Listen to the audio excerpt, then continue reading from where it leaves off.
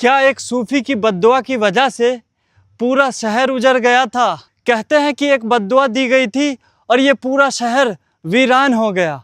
और अब इस कहानी में कितना सच है और कितने किस्से, चलिए जानते हैं। तो दोस्तों, आज हम खड़े हैं दिल्ली के एक बहुत मशहूर फोर्ट के अंदर, यानी तुगलकाबाद फोर्ट के अंदर, जहां की कहानी जुड़ी हुई है हजरत निजामुद्दीन औलिया रहमतुल्लाह अलैह और गयासुद्दीन तुगलक से। तो दोस्तों, आज हम जाने वाले हैं तुगलकाबाद फोर्ट एक्सप्लोर करने, जिसको गयासुद्दीन तुगलक ने बनवाया था। और ये फोर्ट दिल्ली के तुगलकाबाद में है। और गयासुद्दीन तुगलक जो थे, तुगलक डायनेस्टी के फर्स्ट रूलर थे। और आज हमारे साथ हमारे मूसा भाई भी हैं, जो मेहमान है हमारे, और परसों इन्हें रांची के लिए निकलना भी है। फिलहाल तुगलकाबाद फोर्ट के हम बिल्कुल पास आ चुके हैं। ये आपको बाउंड्रीज वगैरह दिख रही होंगी तुगलकाबाद फोर्ट की। यहीं पे मेन एंट्रेंस भी है तुगलकाबाद फोर्ट का, और ठीक इसके लेफ्ट हैंड साइड में बिल्कुल इसके सामने रोड के इस तरफ इनका मकबरा भी है। यहाँ से बस 180 मीटर रह गया है तुगलकाबाद फोर्ट का मेन गेट। बस हम पहुँच ही गए। और हमारे राइट साइड में जो है ये है टिकट काउंटर तुगलकाबाद फोर्ट के लिए, और ये रही पार्किंग। तो दोस्तों, तुगलकाबाद फोर्ट पहुंचकर हमने सबसे पहले टिकट ले लिया ऑनलाइन। और आज हमारे साथ हमारे एक मेहमान भी है, हमारे साथ ही हमारे दोस्त मूसा भाई। और अब हम जा रहे हैं सबसे पहले गयासुद्दीन तुगलक के मकबरा को एक्सप्लोर करने, बाद में हम आके फोर्ट एक्सप्लोर करेंगे। और यहाँ पे बंदर वगैरह रास्तों में, और प्यारा रास्ता है बिल्कुल जंगलों के बीच। यहाँ पे पहले चारों तरफ पानी होता था और बीच में ये मकबरा था, क्योंकि यहाँ पे ना सबसे पहले गयासुद्दीन तुगलक के वजीर का मकबरा था, जहीर खान का। उसी मकबरा को देखकर गयासुद्दीन तुगलक ने सोचा कि वो अपना मकबरा भी यहीं बनवाएंगे, और उन्होंने अपने जीते जी ही यहाँ पर मकबरा बनवाने का हुक्म दिया था और बनवाया था। तो देख लो कितने प्यार से घूर रहा है क्या। तो दोस्तों, हम पहुँच चुके हैं मकबरे के बिल्कुल पास। ये छोटा सा जो गुंबद दिख रहा है, ये वाला, ये उनके वजीर जहीर खान का, और बड़ा सा रेड कलर का जो गुंबद है गयासुद्दीन तुगलक के खुद का। पहुंचते ही कुछ ऐसा नज़ारा दिखता है सामने से आपके।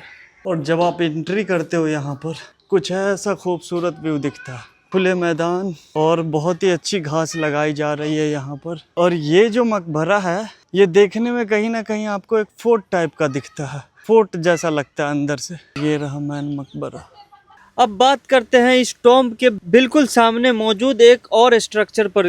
पहली नज़र में ये भी किसी मकबरे जैसा लगता है।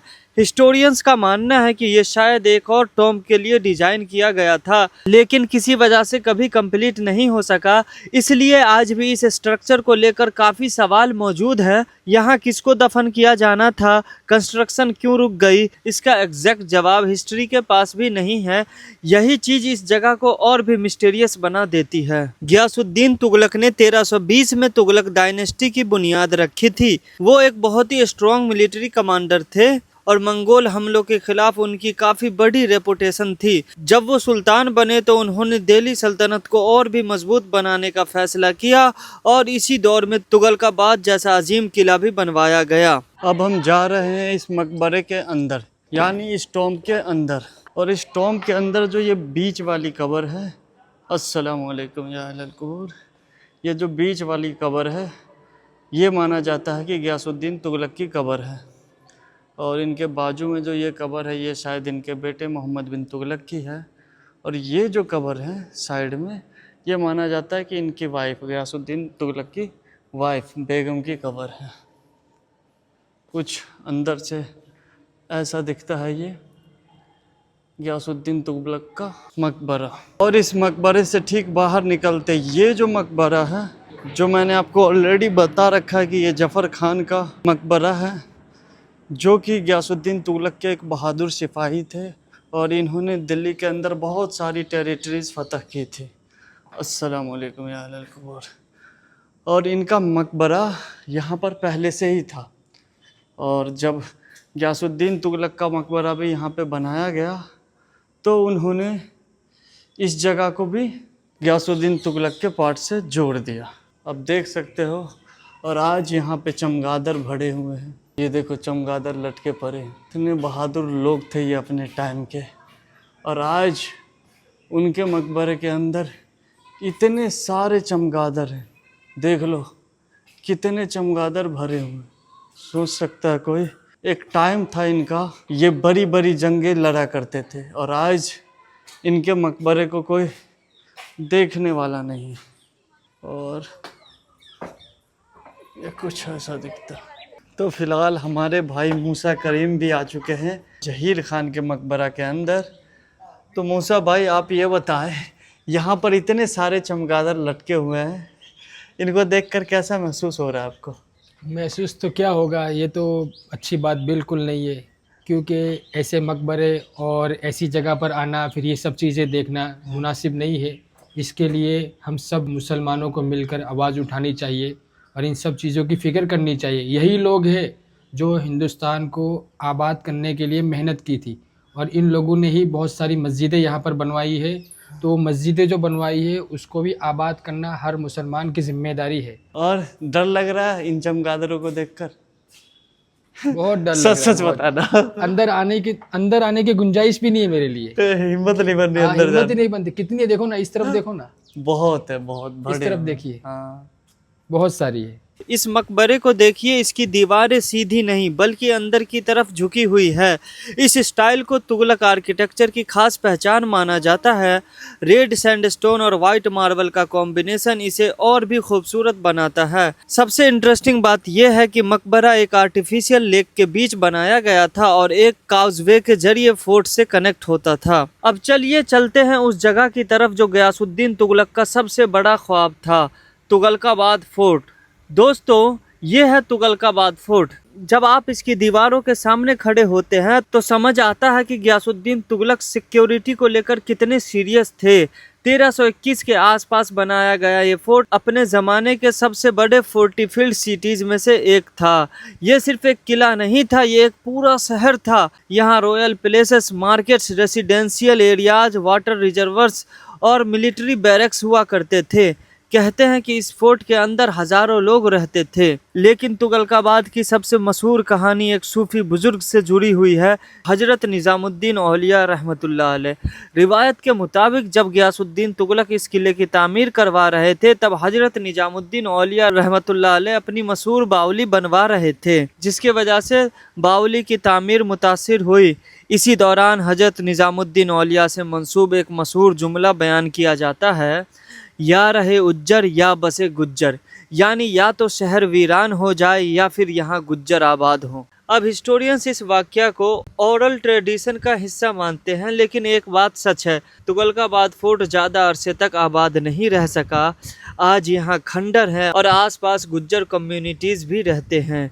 इसी वजह से लोग आज भी इस कहानी को याद करते हैं। फोर्ट बनने के कुछ ही वक्त बाद गयासुद्दीन तुगलक बंगाल कैंपेन से वापस लौट रहे थे। रास्ते में एक वुडन पवेलियन या सामियाना गिर गया और उस हादसे में सुल्तान की मौत हो गई। कुछ हिस्टोरियंस इसे एक्सीडेंट मानते हैं, जबकि कुछ लोगों का मानना है कि इसके पीछे सियासी साजिश भी हो सकती थी। उसके बाद ताज पहना उसके बेटे मोहम्मद बिन तुगलक ने। हिस्ट्री में मोहम्मद बिन तुगलक एक अजीब कॉम्बिनेशन था, बहुत इंटेलिजेंट, बहुत एजुकेटेड, लेकिन कई बार प्रैक्टिकल रियलिटी से काफ़ी दूर। उसने दिल्ली से दौलताबाद कैपिटल शिफ्ट करने की कोशिश की, टोकन करेंसी इंट्रोड्यूस की और कई एक्सपेरिमेंट्स किए जो अपने दौर से काफ़ी आगे थे, लेकिन ज़्यादातर प्रोजेक्ट सक्सेसफुल नहीं हो सके। चमगादड़ की बदबू आ रही है बहुत है। ये देखो, ये सब समझ लो कि अंडरग्राउंड रूम्स हैं। भाई साहब, चमगादड़ की बदबू आ रही है। ये अंडरग्राउंड रूम्स, ऐसे रूम्स हमने वहां पे देखा था, एक वेब सीरीज है अर्तुगल गाजी करके, वहां पे ऐसे ही रूम होते थे ना। और आज हम लोग ये चीजें हिंदुस्तान के अंदर इस तुगलकाबाद फोर्ट के अंदर देख रहे हैं। वैसे ही साइड साइड में रूम बने हुए हैं, जमीन के अंदर रास्ता। ये हम लोग अभी जमीन के अंदर है, मतलब इस फोर्ट के बेसमेंट में। ये अंडरग्राउंड से बाहर निकलने का रास्ता। बीच बीच में छत भी टूटी हुई है। ये एक टाइम पे घर रहा करते रहे होंगे जहाँ पे लोग रहते थे। ये थोड़ा सा साफ सुथरा लग रहा है, इसलिए इसके अंदर जाके देख रहा हूँ। हाँ, यहाँ पे चमगादड़ भी नहीं है और ना ही चमगादड़ की कोई बदबू है। ये थोड़ा सा साफ सुथरा रूम था, इसलिए उस रूम के अंदर गया था देखने कैसा रूम है ये। अब हम इस बेसमेंट से बाहर निकलने वाले हैं और भाई साहब निकल के आ गए हम लोग फोर्ट में। अब हम लोग हाइट पे जाने वाले हैं उधर को। अभी थोड़ा देर पहले हम यहीं पे थे इन बेसमेंट में। 10 मिनट में ही समझिए हमने पूरा फोर्ट लगभग कवर कर लिया और यहीं से गयासुद्दीन तुगलक का मकबरा भी दिखता है। और अब हम जाने वाले हैं इस फोर्ट के सबसे ऊंची जगह पर और ऊपर जाके देखेंगे ऊपर क्या सीन है। यहाँ पे कुछ भाई भी हैं हमारे और यहाँ से अब पूरी बस्ती नजर आती है और यहीं से नजर आता है आदिलाबाद फोर्ट भी, वो सामने आदिलाबाद फोर्ट। अब हम चलते हैं मोहम्मद बिन तुगलक के बनाए हुए एक फोर्ट की तरफ, आदिलाबाद फोर्ट। दोस्तों किले के अंदर मौजूद ये छोटी सी मस्जिद देखने में भले ही सादगी भरी लगती हो, लेकिन लगभग 700 साल पहले यहाँ सुल्तान के सिपाही, अफसर और किले के रहने वाले लोग नमाज अदा करते होंगे। सोचिए इसी जगह पर सदियों पहले लोग इबादत के लिए जमा होते होंगे और आज हम उसी तारीख को अपनी आंखों से देख रहे हैं। दोस्तों ये है आदिलाबाद फोर्ट। इस फोर्ट को मोहम्मद बिन तुगलक ने लगभग 1327 में बनवाया था। ये तुगलकाबाद का एक्सटेंशन माना जाता है।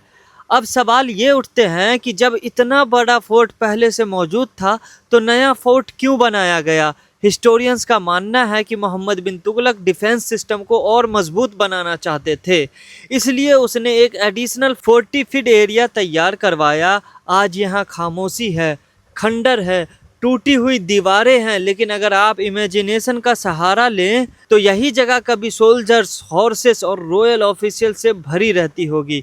700 साल पहले यहाँ से सुल्तान के फरमान जारी होते होंगे। तो दोस्तों आज हमने एक्सप्लोर किया गयासुद्दीन तुगलक का मकबरा, उस कॉम्प्लेक्स के अंदर मौजूद मिस्टीरियस स्ट्रक्चर्स, तुगलकाबाद फोर्ट और आदिलाबाद फोर्ट। एक सुल्तान जिसने एक नया शहर बसाने का ख्वाब देखा, एक सूफी बुजुर्ग जिनके साथ जुड़ी हुई रिवायत आज भी जिंदा है, और एक ऐसा बादशाह मोहम्मद बिन तुगलक जो हिस्ट्री के सबसे फैसिनेटिंग रूलर्स में से एक माना जाता है। अगर आपको हिस्ट्री और हिडन मॉन्यूमेंट्स पसंद है तो कमेंट्स में बताएं कि अगली बार दिल्ली की कौन सी हिस्टोरिकल जगह एक्सप्लोर करनी चाहिए। मैं मिलूंगा आपसे एक और हिस्टोरिकल सफ़र के साथ, तब तक के लिए अल्लाह हाफिज़।